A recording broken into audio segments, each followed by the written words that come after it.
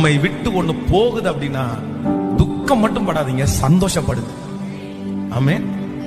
நம்மை விட்டு ஒண்ணு போகுதுன்னா நீங்க உண்மையா ஜெபம் பண்றீங்க தானே, கர்த்தரோட வாழ்றீங்க தானே, உங்களுக்கு ஒண்ணு கிடைக்கலையா, உங்களை ஒண்ணு விட்டு போகுதா, உண்மையிலே சொல்றேன் அது நன்மைக்கு தானே தவிர தீமைக்காக இருக்கவே இருக்காது.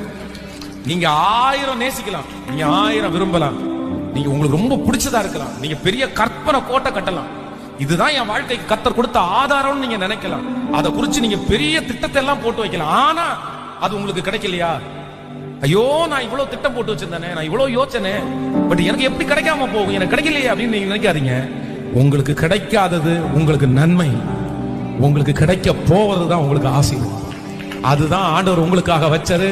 அதை குறிச்சு எனக்கு கிடைக்காததை குறிச்சு எனக்கு கவலை இல்லை. அது தேவன் எனக்கு தராதது, தேவன் எனக்கு தராத ஒன்றும் எனக்கு வேண்டாம். அவன் தந்தது எனக்கு போதும், தேவன் தருகிறது எனக்கு போதும். நீங்க 10 மடங்கு லாபம் நினைப்பீங்க, கர்த்தர் 100 மடங்கு லாபத்தை இன்னொன்னு வச்சிருப்பாரு. ஆமென். அது குறைவா இருந்தா கூட அதுல சமாதான கேடு இருக்கும், கர்த்தர் கொடுக்கறதுல சமாதானம் இருக்கும். அதனால என்னை விட்டு போனதை குறித்து நான் கவலைப்பட மாட்டேன்.